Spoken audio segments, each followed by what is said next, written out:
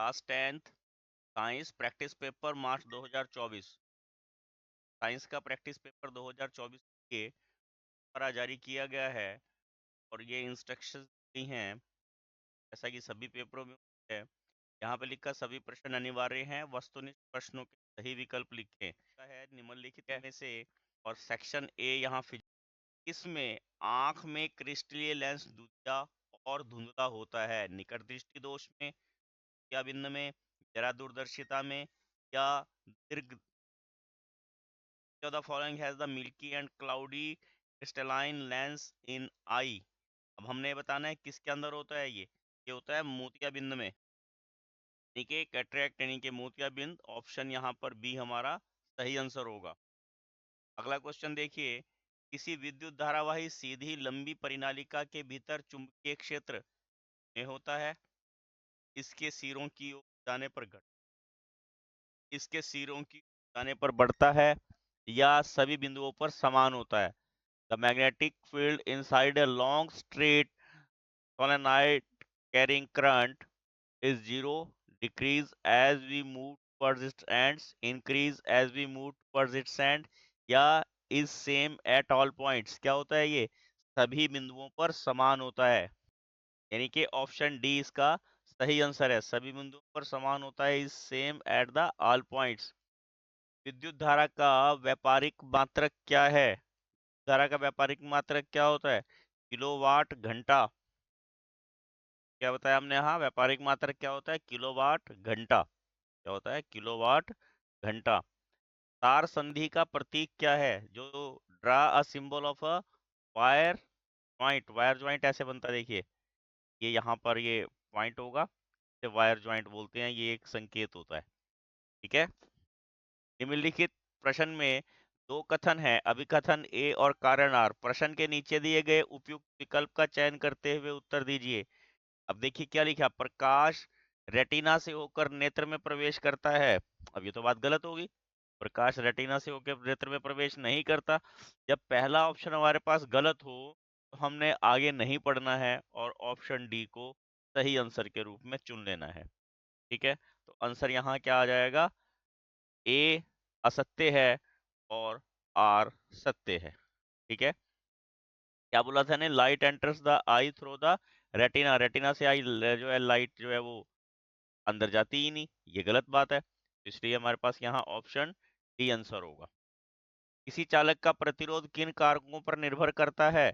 अब चालक का प्रतिरोध किन कारकों पर निर्भर करता है? चालक की लंबाई पर। On which factors does the resistance of a conductor depends? चालक की लंबाई पर। आपको ये ध्यान होना चाहिए, क्या लिखते हैं हम? R is directly proportional to L. R is directly proportional to L.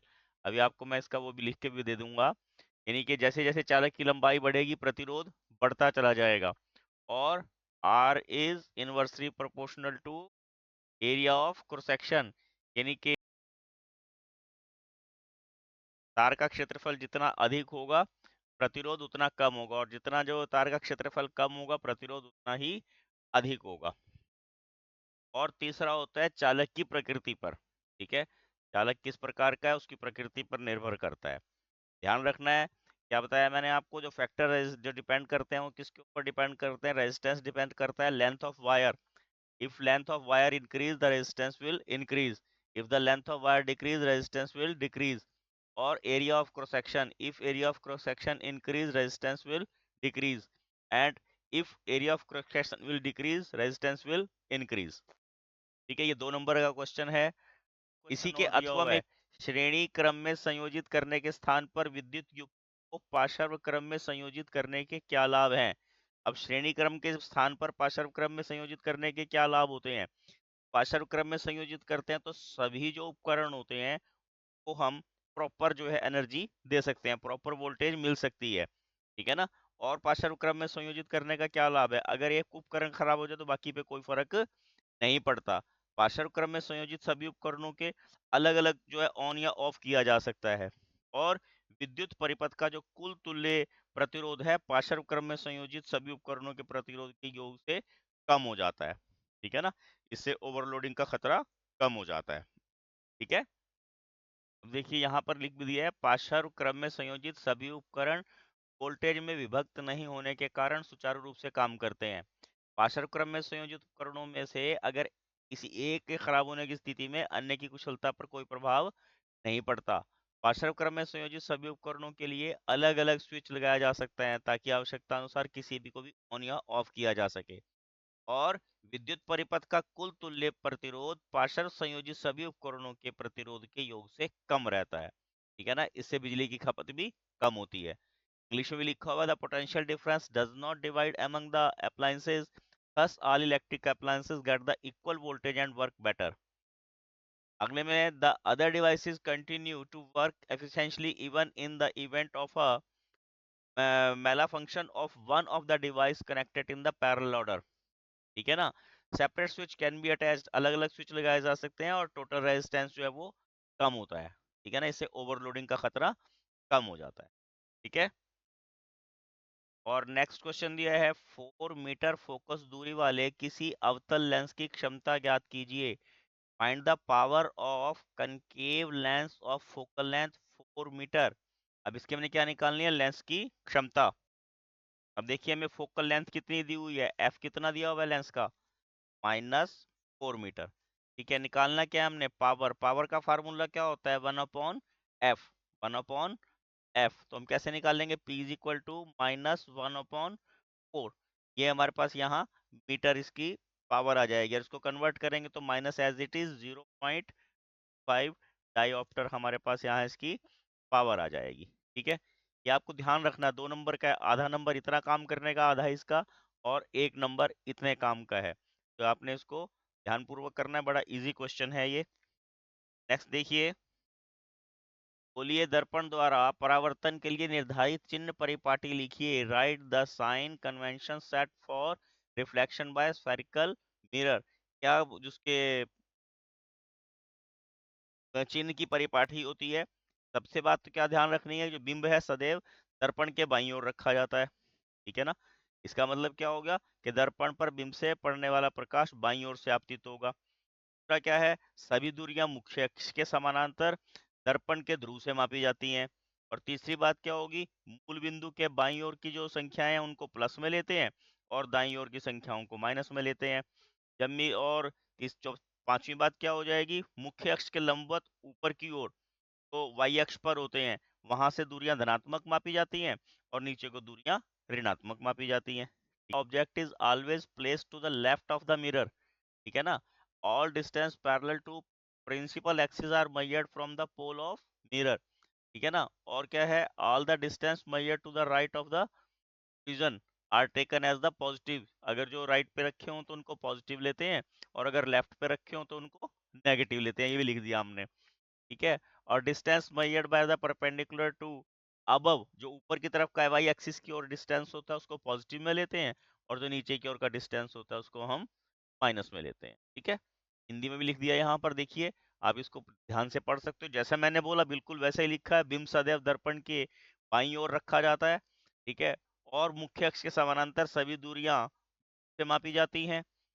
बिंदु से दाईं ओर धनात्मक दूरियां होती हैं, और मूल बिंदु से बाईं ओर ऋणात्मक दूरियां होती हैं। मुख्य अक्ष के लंबवत ऊपर की ओर दूरियां मापी जाएंगी, धनात्मक होंगी, और नीचे की ओर की दूरियां ऋणात्मक होती हैं। ठीक है, इसको एक बार वैसे भी समझा देता हूँ, देखो। सपोज कीजिए हमारे पास ये कोई दर्पण या कोई भी लेंस, इसमें यहाँ अगर इसका हम ओरिजिन माने, ठीक है, तो इस तरफ की जो दूरियां होंगी वो माइनस में ली जाएंगी, और इधर के डिस्टेंस जो है वो प्लस में लिए जाएंगे।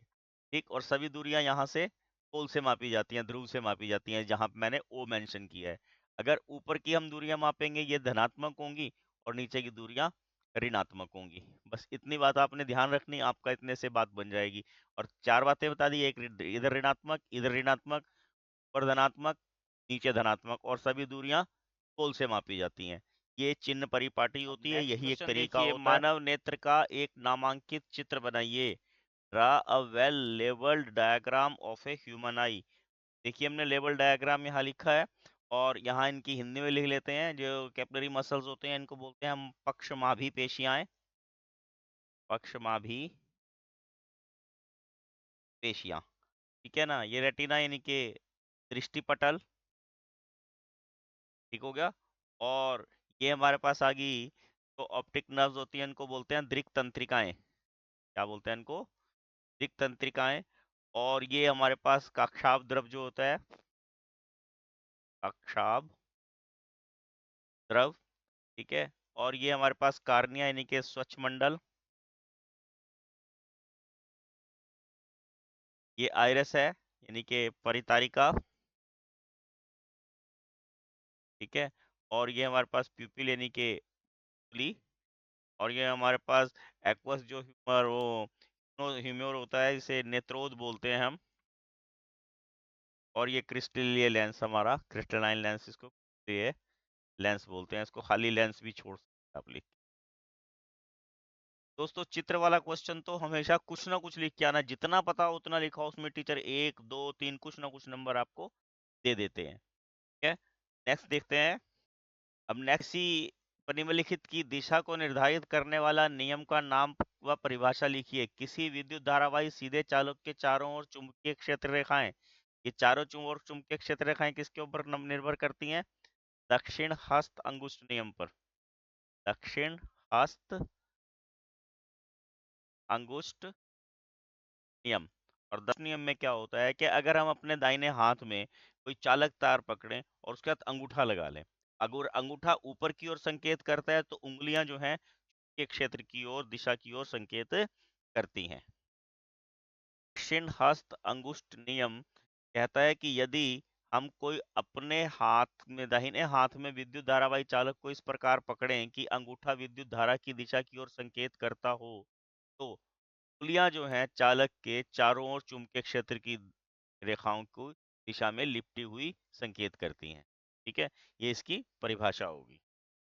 अब राइट हैंड थंब रूल देखो क्या कहता है, which states that if one hold a straight current carrying conductor with right hand such that the thumb points towards the direction of current, then the figures will wrap around the conductor in the direction of field lines of the magnetic field।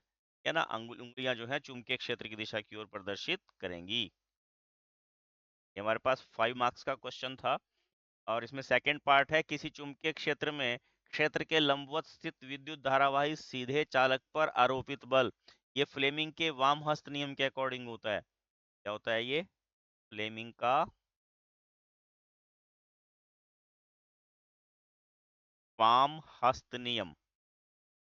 Fleming का वाम हस्त नियम, का वाम हस्त नियम।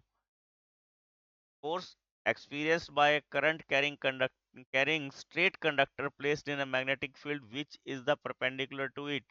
कौन सा बताया मैंने यहाँ पे आपको? फ्लेमिंग लेफ्ट हैंड रूल, ठीक है। वाम हस्त नियम, जब बाएं हाथ की तर्जनी, मध्यमा और अंगूठे को इस प्रकार फैलाएं कि वे तीनों एक दूसरे के लंबवत हों, तब यदि तर्जनी के क्षेत्र की दिशा और मध्यमा चालक में प्रवाहित विद्युत धारा की दिशा की ओर संकेत करती है, तो अंगूठा चालक की गति की दिशा की ओर तथा अथवा या चालक पर आरोपित बल की दिशा की ओर संकेत करेगा। चालक की दिशा आप कह सकते हो कि वो संकेत करता है, यानी कि Fleming left hand rule which states that if the first finger points in the direction of magnetic field and second finger in the direction of current, then the thumb will point the direction of motion or force acting on the conductor। ये Fleming left hand rule है, इसी rule के according क्षेत्र उत्पन्न होता है। अब इसी के अथवा में क्वेश्चन है, किसी वृत्ताकार पाश में प्रवाहित धारा के कारण के क्षेत्र का आरेख खींचना है। अब जो वृत्ताकार पाश होता है उसका चित्र बनाना है। और दूसरा वो क्या कह रहे हैं कि ऐसा क्यों है कि एन फेरों की किसी वृत्ताकार कुंडली से किसी बिंदु पर उत्पन्न चुंबकीय क्षेत्र एक फेरे द्वारा उसी बिंदु पर उत्पन्न चुंबकीय क्षेत्र से एन गुना हो जाता है। अगर लपेटों की संख्या बढ़ेगी, क्योंकि आपको ये ध्यान होना चाहिए कि जो चुंबकीय क्षेत्र है उसकी पावर भी बढ़ जाएगी। Explain with the help of labeled diagram the distribution of magnetic field due to a current through a circular loop। Why is it that if a current carrying coil has a n turns, the field produced at any point is n times as the larger as the produced by a single turn। ठीक है, उसमें मैं क्या बताया, जैसे जैसे संख्या बढ़ेगी, ये 5 नंबर का प्रश्न है, इसमें आपको चित्र के नंबर और उसकी डेफिनेशन लिखने के नंबर आपको मिलने हैं। देख ले, लिख के बाद इसको हम इंग्लिश में लिखेंगे। धारा ले जाने वाले वृत्ताकार लूप के प्रत्येक बिंदु पर इसके चारों ओर चुंबकीय क्षेत्र का प्रतिनिधित्व करने वाले सकेंद्रीय वृत्त बड़े और बड़े हो जाते हैं, क्योंकि हम तार से दूर चले जाते हैं और लूप के केंद्र में क्षेत्र सीधी रेखा के रूप में दिखाई देता है। जैसे सेंटर में बिल्कुल स्ट्रेट नजर आता है, ठीक है। और जो एन मोड़ वाली वृत्ताकार कुंडली होगी, उसमें उत्पादित क्षेत्र एकल मोड़ वाली, अकेली जो एन मोड़ वाली होती, उत्पादित क्षेत्र का एन गुना होता है। ऐसा इसलिए होता है क्योंकि प्रत्येक वृत्ताकार मोड़ में धारा की दिशा समान होती है, और मोड़ के कारण जितने ज्यादा मोड़ होंगे उतना ज्यादा जो उत्पादित क्षेत्र बढ़ता चला जाएगा। अब इंग्लिश में भी देख लिए। At every point of the current carrying circular loop the concentric circles representing the magnetic field around it cause larger and larger as we move away from the wire. At the center of the loop the field appears as a straight line. वहां कैसा नजर आता है? जैसे ये straight line हो। If there is a circular coil having a n terms, अगर उसके n terms हो, the field produced is n times as larger as that produced by a single turn.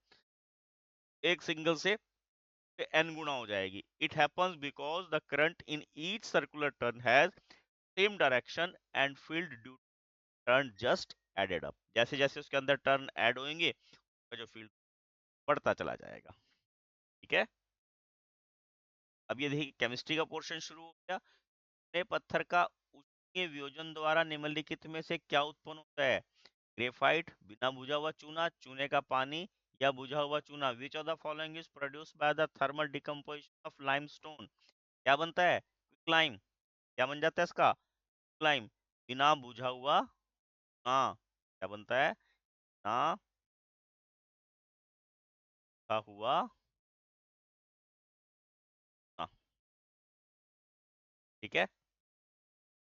अगला देखिए, सोडियम सल्फेट और barium chloride के जलीय विलयनों को मिलाने पर किस प्रकार की अभिक्रिया होती है? अब सोडियम सल्फेट Na2SO4 और बेरियम क्लोराइड BaCl2, इनको मिलाने पर जलीय अभिक्रिया में क्या होगा? सोडियम इधर चला जाएगा, बेरियम इधर आ जाएगा। ये अपघटन होगा, संयोजन होगा, अवक्षेपण होगा, विस्थापन होगा। What type of chemical reaction occurs when the aqueous solution of sodium sulfate and barium chloride are mixed? इसमें जब द्विविस्थापन अभिक्रिया होगी के बाद अवक्षेप बन जाते हैं। क्या बन जाते हैं? अवक्षेप बन जाते हैं, प्रेसिपिटेट्स बनते हैं। ठीक है ना। ये आपने ध्यान रखना। अगर अभिक्रिया पूछे किस प्रकार की है,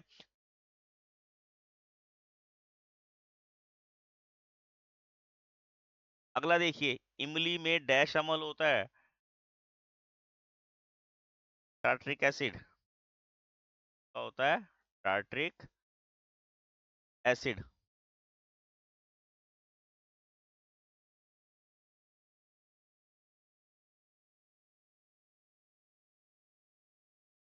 टार्ट्रिक अम्ल। ठीक है। एक धातु का उदाहरण दीजिए जो ऊष्मा की सबसे अच्छी चालक होती है। सबसे अच्छी चालक कौन सी होती है? चांदी। Give an example of metal which is the best conductor of heat. ठीक है ना, ध्यान रखना आपने। सिल्वर। अगला फिर अभिकथन और उसका सवाल आएगा हमारे पास। साबुन कठोर जल के साथ सकम बनाता है ना, और कठोर जल में कैल्शियम और मैग्नीशियम के लवण होते हैं। अब ये बात तो सही है कि इसमें साबुन होता है, कठोर जल में झाग जो है वो नहीं बना सकता। The soft foams come with hard water. ठीक। बट अब यहाँ क्या कहता है? Hard water contains salt of calcium and magnesium. Hard water में कैल्शियम और मैग्नीशियम के लवण होते हैं। अब इसमें क्या है, दोनों बातें ठीक है, और दोनों ही कारण वो झाग नहीं बन पाती इसकी। ठीक है ना, अवक्षेप बन जाते हैं, गुस्सा बन जाता है, और इसलिए A and R R true. R is the correct explanation of A. वैसे स्कम मैंने तो मैल होता है, परंतु यहाँ स्कम मैंने ये यहाँ पर लिखा है ठोस पदार्थ बनता है, अवक्षेप से बन जाते हैं, जमाव सा हो जाता है ना। अगला प्रश्न देखिए, संतुलित रासायनिक समीकरण क्या है? रासायनिक समीकरण को संतुलित करना आवश्यक होता है। क्या होता है? जिसमें अभिकारक यानी कि बाईं ओर और दाईं ओर ये उत्पाद होते हैं, है ना, उत्पाद। अब बाईं ओर और दाईं ओर दोनों तरफ परमाणुओं की संख्या है वो समान हो, ऐसे समीकरण को हम रासायनिक संतुलित समीकरण कहते हैं। A reaction where atoms of each elements present on the left or right hand are equal। अब इनको बैलेंस करना क्यों जरूरी होता है? हमारा द्रव्यमान संरक्षण का नियम है, उसको सेटिस्फाई करने के लिए इसको बैलेंस करना है। देखिए, a reaction where atoms of each element present on left hand and right hand side are equal is called the balanced chemical equation. To satisfy the law of conservation of mass, the chemical reaction should be balanced। द्रव्यमान संरक्षण का नियम सही करने के लिए हमें इसे बैलेंस करना पड़ता है। जब हर तत्व के परमाणुओं की संख्या तीर के बाईं ओर और दाईं ओर समान होती है तो समीकरण को संतुलित समीकरण कहा जाता है, और संतुलित समीकरण द्रव्यमान के संरक्षण के नियम का पालन करता है। 17वां प्रश्न देखिए, कार्बन और उसके यौगिकों का उपयोग अधिकतर अनुप्रयोग में ईंधन के रूप में क्यों किया जाता है? Why are carbon and its compound used as the fuel of applications? इसका कारण क्या है? एक तो इसका ऊष्मीयमान अधिक होता है। ऊष्मीयमान ऊष्मीयमान लिख देता हूँ। ऊष्मीयमान मतलब हाई कैलोरीफाई वैल्यू होती है इसकी, एक वैल्यू, ठीक है। और दूसरा क्या होता है इसका? ऑप्टिमम इग्निशन जो होती है, इसका ज्वलन ताप होता है वो बड़ा कम होता है। ज्वलन ताप जो है वो इसका कम होता है ना, बहुत कम उस पे ताप पर ये जल उठता है, इसलिए इनका उपयोग है हम ईंधन के रूप में करते हैं, ठीक है। अगला प्रश्न देखिए, परखनली ए और बी में समान लंबाई की मैग्नीशियम की पट्टी लीजिए। परखनली ए में HCl और परखनली बी में एस्टिक एसिड CH3CU डालिए। दोनों अम्लों की मात्रा और सांद्रता समान रखिए। किस परखनली में अधिक तेजी से बुदबुदाहट होगी, क्यों होगी? हमने ये बताना है कि इसमें सबसे अधिक तेजी से जो बुदबुदाहट होनी है वो किस परखनली में होगी। और equal length of magnesium ribbon are taken in the test tube A and B।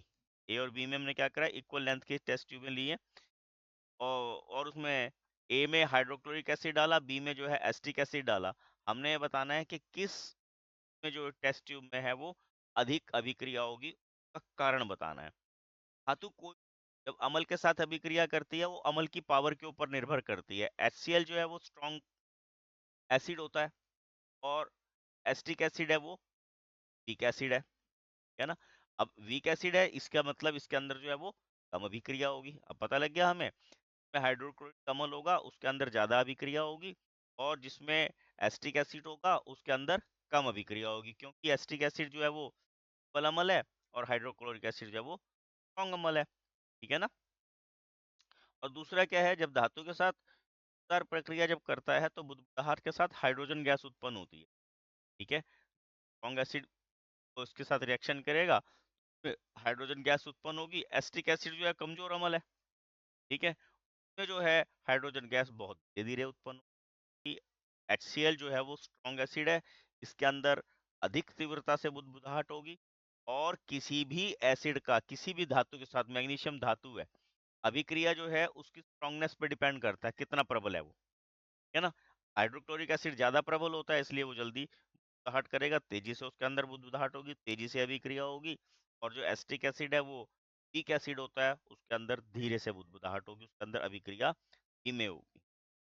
अब 19वें क्वेश्चन में देखिए, निम्नलिखित यौगिकों की बिंदु संरचना खींचिए। अब बिंदु संरचना खींचनी है। बिंदु संरचना में हम क्या करते हैं, मीथेन का पहले बॉन्ड फॉर्मेशन बना लेते हैं CH4, और CH4 को लिखते हैं C, सिंगल बॉन्ड H, और यहाँ पे भी सिंगल बॉन्ड H, और ये भी सिंगल, यानी कि कार्बन के आउटर मोस्ट शेल में 4 इलेक्ट्रॉन होते हैं। ये मैंने डॉट से शो किए, आप इसको क्रॉस या डॉट दोनों में से किसी से भी शो कर सकते हैं। ये हाइड्रोजन, और यहाँ पर भी हाइड्रोजन का एक क्रॉस लगाना था, और ये हाइड्रोजन का क्रॉस, ये हाइड्रोजन के शेल पूरे हो गए, इलेक्ट्रॉन पूरे हो गए, और ये हाइड्रोजन, ठीक है। और इसको सारे को यहाँ पर ये सर्कल में आ जाएगा। और जब आप कलर वगैरह करोगे तो देखिए आपको किस प्रकार का लगेगा, और जब आप कलर करके बनाओगे तो प्रकार की शो। नेक्स्ट है एथीन। इथीन होता है C2H4, यानी कि C डबल बॉन्ड C और ये H2, ये H2। तो आपने क्या करना, C और इसके 2 इलेक्ट्रॉन बीच में शेयरिंग करेंगे, सिंगल इलेक्ट्रॉन हाइड्रोजन के साथ, और यहाँ पर भी सिंगल इलेक्ट्रॉन हाइड्रोजन के साथ शेयरिंग करेगा। ठीक है, ये शेयरिंग से बने हुए यौगिक होते हैं, इलेक्ट्रॉन की शेयरिंग से, इन्हें कोवलेंट बॉन्ड बोलते हैं। अब यहाँ पर हमने हाइड्रोजन लिखना रह गया था। यहाँ पर ये देखिए, कार्बन के लिए 2, 4 और 4, 8 यहाँ पर ऐसे पूरे हो जाएंगे, और इस कार्बन के लिए 4 ये, और 4 जो हाइड्रोजन के साथ शेयरिंग में लगे हुए हैं, इस प्रकार पूरे हो जाएंगे। और आप जब इसको दोबारा बनाओगे तो सा कलर करके, तो देखिए इस प्रकार का बनेगा। क्या होता है, HCHO।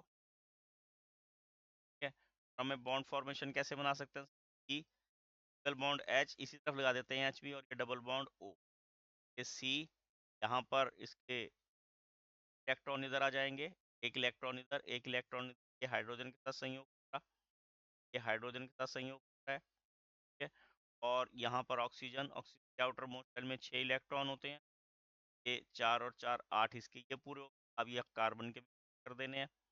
और अगर आप सुंदरता बनाओगे, देखिए किस प्रकार का बनेगा। अगर बढ़िया सा चित्र बनाओगे कलर वगैरह करके, आपको इस प्रकार का नजर आए। ठीक है, अब इसी का जो और में क्वेश्चन है, उसमें क्या बताना है, इनका नामकरण करना है हमने, CH3 CH2 4।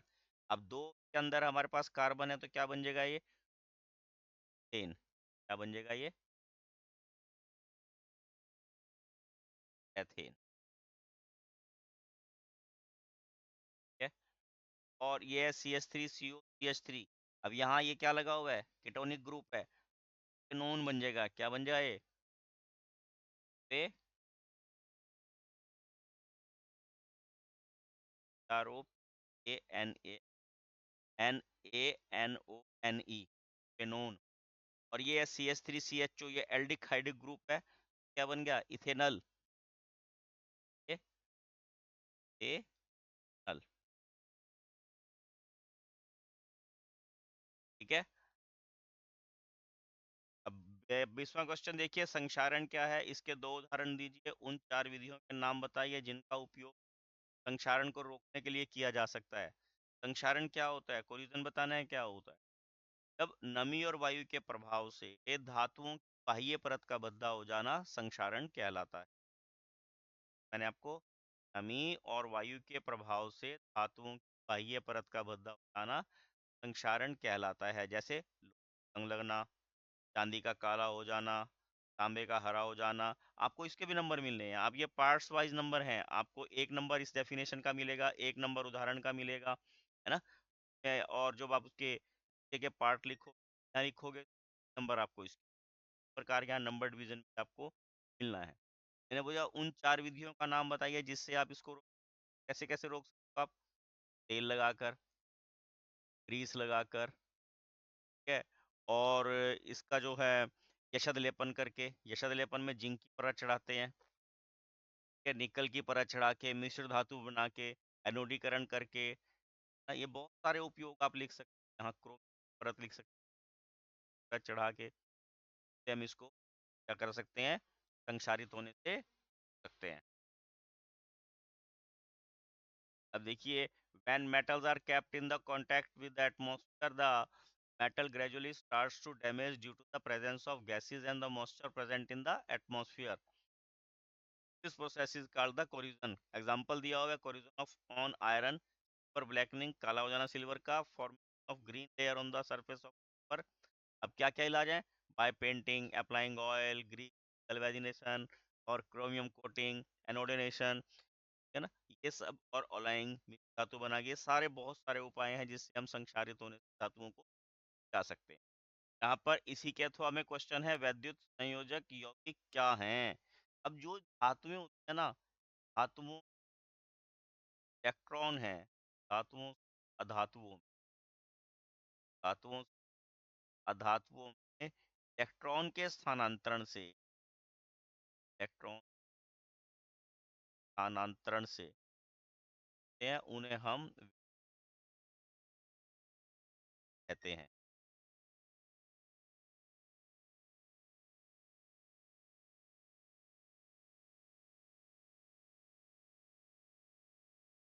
कहलाते हैं। ठीक है, क्रम क्या होते हैं वही बताते हैं, इंग्लिश में बता दें पहले आपको, क्या बताया था मैंने आपको भी, a compound formed by a transfer of electrons from metal to a non metal, हम इलेक्ट्रोकोवेलेंट कंपाउंड है वो कहते हैं।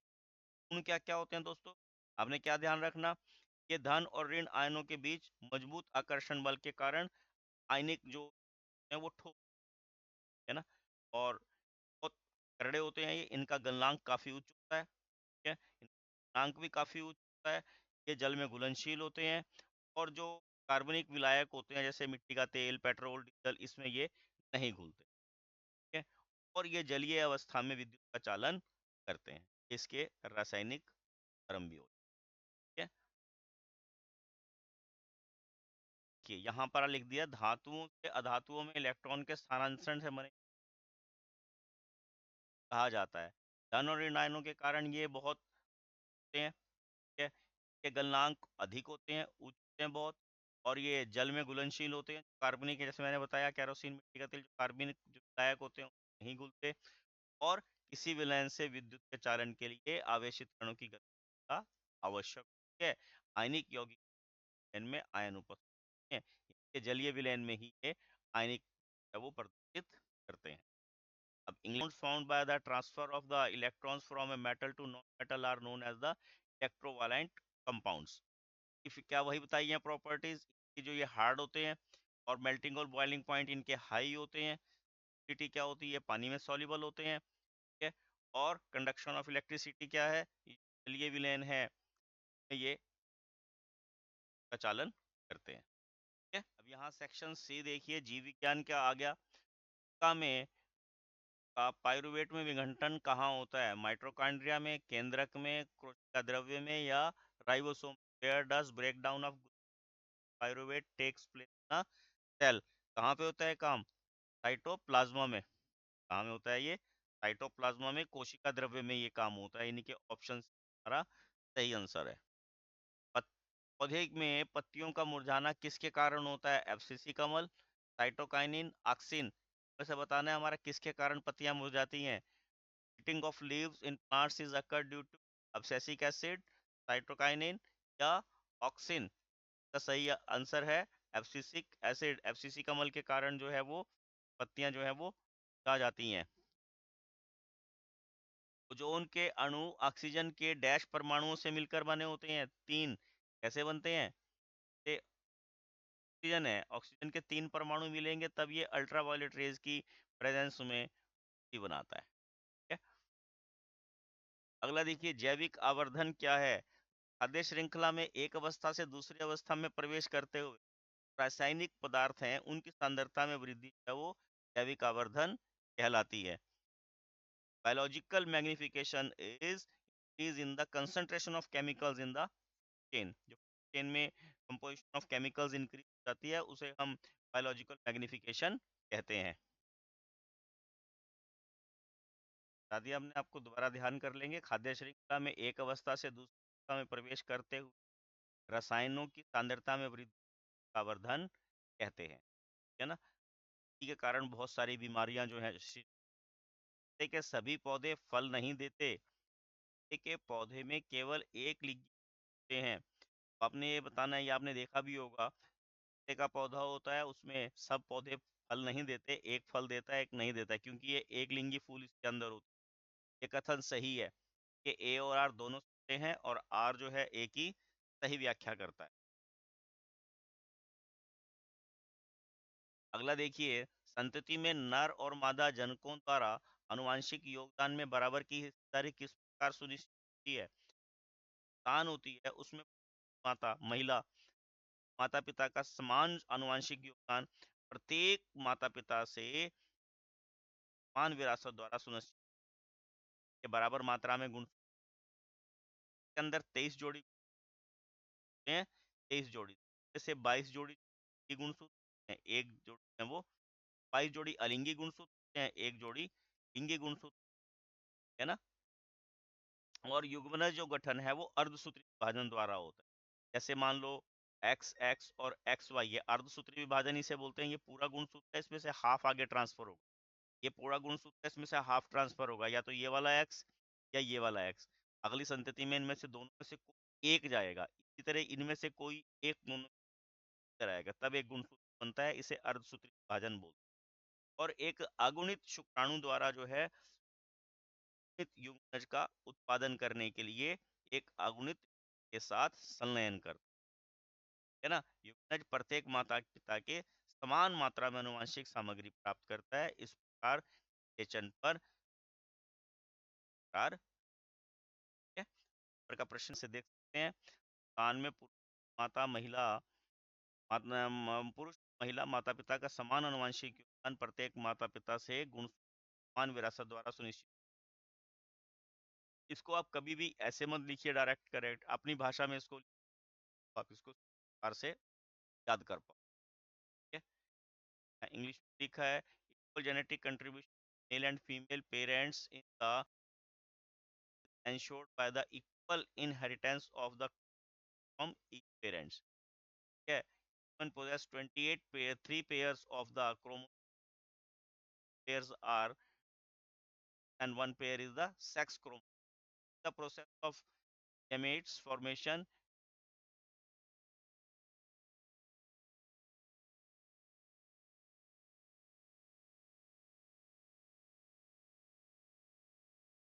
के अथवा प्रश्न है लक्षणों की वंशानुगति के लिए किसने नियम दिया था। gave the rule of inheritance of the traits, Mendel ने। किसने दिया था? ग्रेगर मेंडल ने, है ना। मेंडल ने क्या कहा था, इसमें क्या बोला है के प्रेक्षणों के लिए अध्ययन किए गए जीव का नाम बताओ। मटर। किसके किए थे उसने अध्ययन अपने जीव टी प्लांट्स के ऊपर, है ना। मटर पे उसने अपने अध्ययन किया। देखो एक आपको एक नंबर नाम का और एक नंबर यहाँ खाली मटर लिखने का मिल जाए, है ना। अब देखिए अगला क्वेश्चन है, सर्जी उत्पाद से छुटकारा पाने के लिए पादप किन विधियों का प्रयोग करते हैं। पहले आप देखिए गैसों का विनिमय होता है। पौधे जो हैं कार्बन डाइऑक्साइड जो है वो ग्रहण करते हैं, ऑक्सीजन जो है वो देते हैं। अतिरिक्त जल होता है उसको वाष्पोत्सर्जन द्वारा छोड़ देते हैं। पत्तियां होती हैं वो मुरझा के गिर जाती हैं, उस पदार्थ एकत्र आता है। पौधे जो है रेनिन और गोंद अपशिष्ट पदार्थों को बाहर निकालते हैं, है ना। और कुछ अपशिष्ट पदार्थ पौधे मृदा में छोड़ देते हैं। बहुत से अपशिष्ट पदार्थ ऐसे होते हैं जिन्हें कोशिकीय रिक्तियों में ही संचित करते रहते हैं। विद्या प्रकाश संश्लेषण में उत्पाद के कार्बन डाइऑक्साइड में रंध्रों द्वारा निष्कासित किए जाते हैं। के अतिरिक्त जल में वाष्पोत्सर्जन क्रिया द्वारा छुटकारा पाते हैं। और निष्क्रिय पत्तियां समय समय पर अलग हो जाती हैं जिसमें पदार्थ होते हैं। रेनिन और है उसको पदार्थ के रूप में डालते हैं। और कुछ उत्सर्जी पदार्थ मृदा में छोड़ते हैं पौधे। अगर आप यहाँ फलों के लिए यहाँ ये मंसर है, आपको समझ में आना चाहिए, फिर आप अपनी लैंग्वेज में। ग्रंथि का नाम बताइए, किस ग्रंथि द्वारा एड्रेनल स्रावित होता है। अधिवृक्क। अधि के अधिवृक्क द्वारा इसका श्रावण होता है। इससे रुधिर में जब एड्रेनल स्रावित होता है तो हमारे शरीर में क्या अनुक्रिया होती है। धड़कन बढ़ जाती है, धड़कन बढ़ जाती है, ब्लड प्रेशर तेज हो जाता है। और जो पाचन तंत्र है, पाचन तंत्र और त्वचा में ब्लड का सर्कुलेशन है कम हो जाता है, आपूर्ति कम हो जाती है। ठीक है, और जैसे ही हृदय की धड़कन बढ़ेगी जाएगी। 3 नंबर का प्रश्न है, 1 नंबर आपको इसका मिलेगा और बातों के लिए जाएंगे। और इसमें क्या बताया मैंने आपको, एड्रेनल होता है और क्या होता है, हार्ट बीट तेज हो जाती है और ब्लड जो है उसका सर्कुलेशन तेज हो जाता है। ये पत्ती के अनुप्रस्थ अगला प्रश्न का नामांकित चित्र बनाइए। अब पत्ती के काट का नामांकित चित्र देखिए, आप चित्र बना सकते हैं। देखिए इस प्रकार का ये काट का जो इसका है, प्रकार का ये आप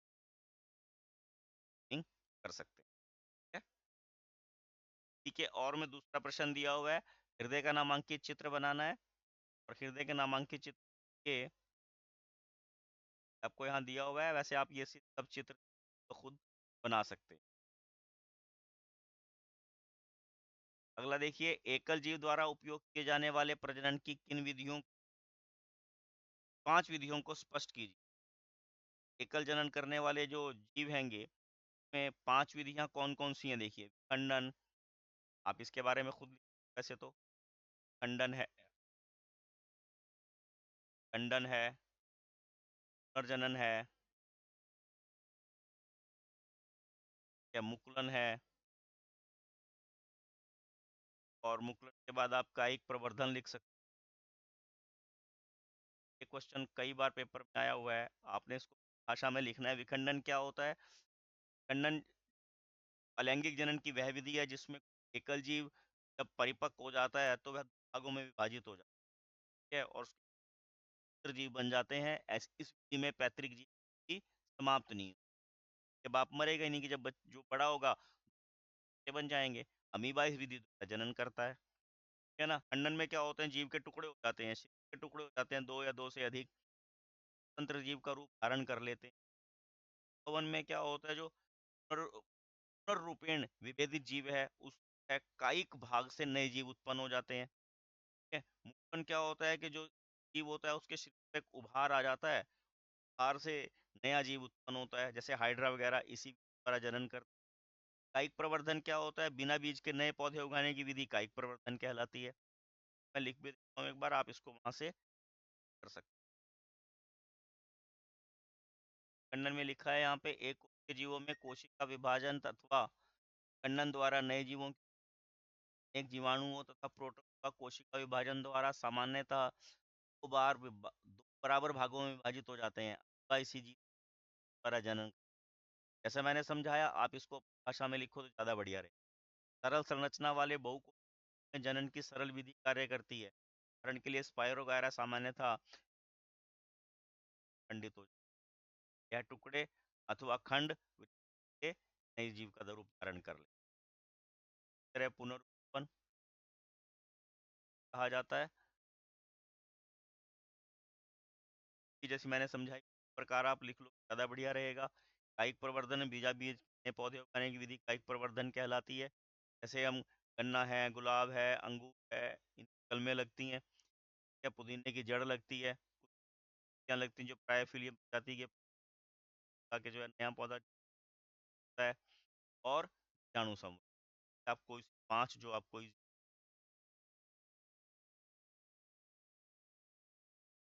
पहले भी यहाँ से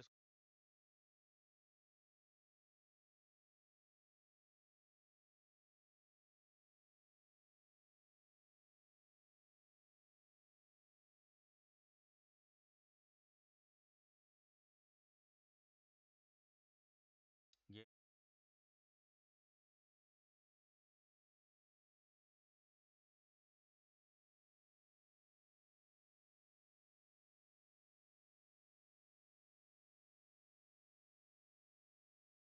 ठीक है। अथवा में प्रश्न है, देखिए गर्भ निरोधन क्या है। गर्भ निरोधन की विधियों को स्पष्ट की।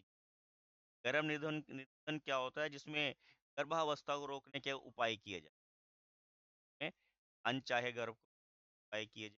गर्भ निरोधन होती हैं, यांत्रिक विधियां हैं, या हार्मोनिक असंतुलन है, या गर्भाशय की विधियां, या शल्य चिकित्सा है। ये विभिन्न प्रकार की विधियां होती हैं। ठीक है? एक बार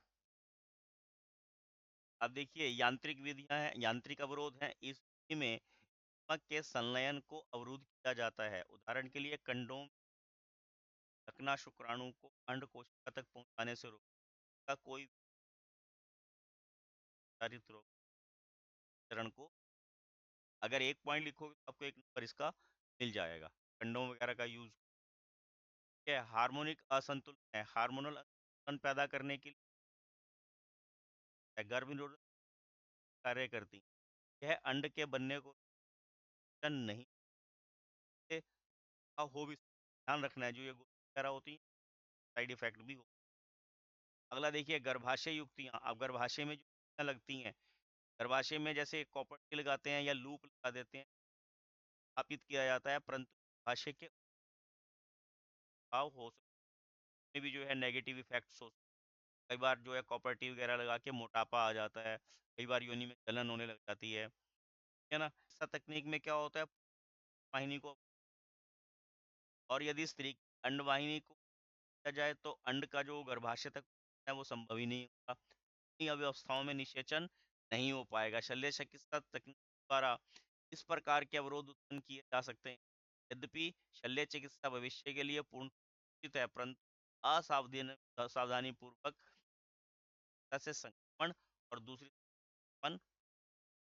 आपने इसको लेना है। Contraceptive method is a method or device to prevent the pregnancy. Okay. A mechanical barrier में क्या होता है? In this method of gametes is blocked for example covering the penis with the condom and the sperms to the, it has no side effect and prevent the transmission of sexual transmitted disease. अब इसको पढ़ें और इसको ठीक प्रकार से लिखें।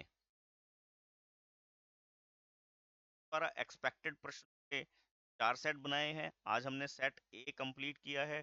और please like share and subscribe my channel. Thank you, have a nice day.